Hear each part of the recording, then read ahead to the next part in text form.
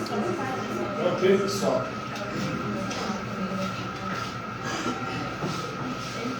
Ciência, academia sociais, vai para frente com essa questão aqui. Então, na aula de hoje, vamos falar sobre um pensador contemporâneo, um filósofo, um revolucionário, que foi o Vladimir Lenin, o principal líder da Revolução Socialista que ocorreu em 1917 na Rússia, transformando a Rússia em uma das repúblicas socialistas soviéticas, né? É um período aí que há um choque de ideologias, a ideologia de direita, capitalista, o liberalismo econômico, que defendia a liberdade de mercado, a não intervenção do Estado na economia. Tinha as ideologias também conservadoras e até, muitas vezes, reacionárias. As conservadoras queriam preservar o mundo pré-revoluções burguesas. E tínhamos as ideologias progressistas, ditas de esquerda, muitas delas revolucionárias, que queriam o fim do sistema capitalista e a emergência do sistema socialista, né? O Lenin, ele defendia uma revolução internacional. Dizia que a revolução não deveria se resumir só à Rússia, mas deveria se expandir pelo resto do planeta, para que assim o socialismo e o comunismo não tivesse êxito. Então, era preciso expandir, acreditava inclusive que essa expansão se daria a partir da Rússia. Os países vizinhos ali iriam fazendo as suas revoluções a partir dessa influência russa. Então, ele elabora a sua teoria, elabora a sua ação política inspirado em Marx. Karl Marx, filósofo e sociólogo, pensador do século XIX, desenvolveu a teoria do materialismo histórico dialético. O que o materialismo histórico dialético defende? O materialismo histórico diz que são as condições materiais que determinam a nossa forma de pensar. E essas condições materiais, elas são históricas. Em cada período histórico, nós temos condições materiais diferentes. E por isso, em cada período histórico, as pessoas pensam diferente. Porque são essas condições materiais que determinam e influenciam a nossa maneira de pensar. Um camponês da Idade Média pensava de forma completamente de um burguês da Idade Moderna. Por quê? Porque as condições materiais desses períodos históricos eram diferentes. E ele vai defender o materialismo dialético também, que, segundo ele, é a luta de classes que move a história da humanidade. É ela que é o motor da história, segundo Marx, e também para Lenin, né? Ele vai dizer que os conflitos de classe é o que sempre moveu a história da humanidade, e os conflitos de classe da Rússia, nesse contexto histórico da transição do século XIX para o século XX, era um contexto ainda um pouco diferente do restante da Europa. A Europa, principalmente os países centrais ali, já haviam feito as suas revoluções burguesas. A Inglaterra, a França, que tinha levado a burguesia ao poder. A Rússia ainda existia, ainda funcionava numa perspectiva ainda meio semi-feudal.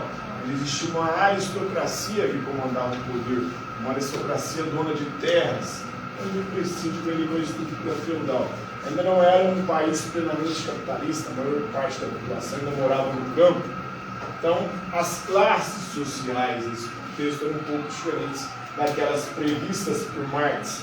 Marx dizia que o proletariado, ao conscientizar-se, iria organizar-se para tirar a burguesia do poder e implantar a ditadura do proletariado. Aqui nós tínhamos um outro contexto. A maior parte da população russa ainda era camponesa, não era proletariado como entendemos no sistema capitalista. E ele vai defender um papel fundamental do Partido Comunista de vanguarda. Ele vai defender que era necessário criar uma elite operária que pudesse governar. Então não seria algo plenamente democrático, como nós entendemos hoje. Ele criticava a democracia burguesa, porque era uma democracia ilusória, mentirosa, representativa, mas ele defendia uma outra forma de democracia revolucionária, aí, né, um centralismo democrático, onde o poder do povo centralizaria numa vanguarda de operários que teriam sido treinados e teriam estudado a teoria revolucionária e a teoria socialista, para que assim pudesse guiar a classe trabalhadora à revolução. Ele defende uma ditadura do proletariado, mas não seria o proletariado de forma direta que exerceria esse poder, e sim essa vanguarda de operários treinados, de operários versados na teoria comunista, né? Então ele defende um Estado revolucionário, uma tomada do poder do Estado, que estava numa democracia rural, do czar na época, né? E aí o proletariado tomaria esse poder do Estado e iria implantando a revolução de acordo com as circunstâncias. Ele que foi um crítico também do imperialismo, ele acreditava que o imperialismo do final do século XIX e início do século XX era uma fase superior do capitalismo, de expansão do sistema capitalista, onde impérios como o Império Inglês e da França iriam cada vez mais aí expandindo, levando o capitalismo para o restante do mundo, em busca de quê?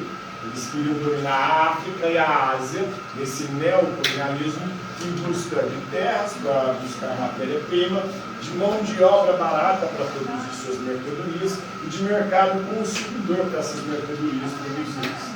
Então, esse era o propósito desse imperialismo, uma fase superior, ele acreditava que era mais avançado. E esse imperialismo, segundo Lenin, ele acreditava que ele ia colaborar com a Revolução. Por que ia colaborar com a Revolução? Porque o imperialismo leva às guerras. E foi isso que aconteceu. A Primeira Guerra Mundial acabou colocando em confronto ali os impérios, o Império Tang, né, que se uniu com a França ali na Tríplice Entente, né, e guerreou contra a Tríplice Aliança, que reuniu ali Alemanha, Itália e Império Austro-Húngaro e outros países. Então esse confronto entre os diversos impérios da Primeira Guerra Mundial ajudou bastante a eclodir a Revolução Socialista na Rússia. Por quê? A Rússia entra do lado da Entente, junto com a Inglaterra e França, mas ela tem muitas perdas. E aí o próprio exército, a população, começa a passar dificuldades. O exército começa a deserdar na guerra, a população começa a se revoltar contra o czar, porque estava passando fome, e esse clima foi extremamente favorável para que em 1917 ocorresse a Revolução Socialista, a Revolução de Outubro, na Rússia, né? E depois foi sucedida por um socialismo de guerra. Então, Lenin acreditava que seria necessário expandir para assim destituir toda a burguesia e toda a aristocracia do poder e colocar os operários no poder. Ele começou a perceber que isso, esse socialismo de guerra que sucedeu à Revolução, começou a gerar crises. Aí, assim como o czar tinha perdido o povo, os camponeses e o próprio exército na Guerra Mundial, agora o Lenin começa a perder o apoio da população. Porque durante o socialismo de guerra começou a ocorrer fomes e crises econômicas. Aí ele vai implantar uma nova política econômica, meio que uma tentativa ali de usar estratégias capitalistas para que a economia voltasse a funcionar, a produzir, e assim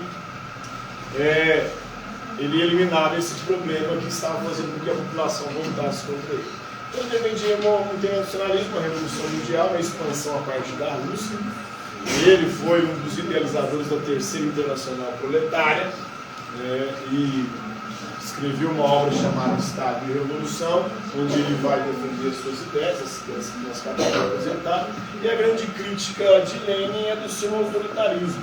Ele pregava o poder do povo, ele centralizava o poder em si mesmo e o exercia de forma extremamente autoritária, né?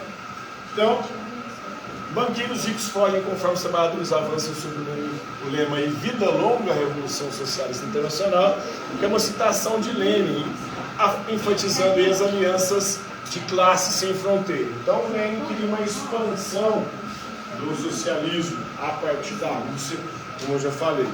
O exército rebelde aí, cansado das terríveis perdas da Primeira Guerra Mundial, teve um papel crucial no sucesso da Revolução do de 17, né? O velho regime ele foi desacreditado pela guerra. Então, durante a Primeira Guerra Mundial, por conta de todas as perdas que a Rússia teve, ela que ainda era um país periférico na Europa ali, não tinha o mesmo poder econômico e a mesma pujança de guerra de uma Inglaterra e França, que estava junto com ela, acabou tendo muitas perdas e levando a sua população à miséria, à necessidade. E tanto a população quanto o exército começaram a se voltar contra a aristocracia da época. A vitória pertencerá somente aos que tiverem fé no povo, aos que estiverem mergulhados no brotar edificante da criatividade popular. Ele usava muito o nome do povo, essa grande crítica do Lênin, mas na hora de defender quem estaria no poder, ele defendia uma vanguarda, uma elite operária ali que teria sido bem treinada, bem educada e versada na teoria socialista. Então, o comunismo de guerra nós já falamos, que sucedeu a Revolução, isso levou à fome e a população se voltar contra Lênin, e aí para tentar resolver esse pior dessa crise que estava levando à fome, ele implanta uma nova política econômica, que é a meta, né? Então, essa luta deve ser organizada por pessoas engajadas aí de maneira profissional na atividade revolucionária. Aqui ele está defendendo a vanguarda, né? O poder proletário não está aí, de fato, com os operários, com os trabalhadores, mas com uma vanguarda, um grupo especialmente treinado por Lenin ali e os seus principais seguidores. Então, durante a Guerra Civil que se seguiu a Revolução, os bolcheviques aí combateram o Exército Branco anti-revolucionário, né? Foram impostas em medidas de emergência, testando o apoio das massas. Isso levou, como eu já disse, à fome e o povo a se voltar contra Lenin. Depois ele vai tentar resolver isso aí, né? Então não existia de fato uma democracia, mas uma aristocracia no trabalho. Aqueles que Lenin considerava os melhores, aristó em grego quer dizer os melhores, cracia, poder. Então poder dos melhores ali, operários, aqueles melhores treinados e melhores também teleguiados, vamos dizer assim, ou guiados na teoria do socialismo. Então só Lenin poderia ter guiado a Rússia ao atoleiro encantado, segundo Churchill, que era ou foi um dos governantes da Inglaterra nesse contexto, principalmente da transição da Primeira para a Segunda Guerra Mundial. Só ele poderia encontrar o caminho de volta para a estrada, mas ele não estava preocupado com isso, né? E na Revolução Cultural da China, jovens guardas vermelhos formavam aí uma vanguarda, inspirados em Lenin. Uma vanguarda aí que ia radicando atitudes antirrevolucionárias na China. Então Lenin acreditava aí que as vanguardas eram necessárias para liderar a revolução, porque segundo ele, o povo, os operários, os trabalhadores sozinhos não têm condições de pensar e de efetivar uma revolução. Então eles necessitariam ali de alguns seres iluminados, que seria essa vanguarda, aqueles melhores treinados e melhores preparados na teoria socialista. Então, isso aí é um pouquinho da filosofia política do Vladimir Lenin. Beleza? Tranquilo? Demorado? Então, por hoje é isso aí, galera.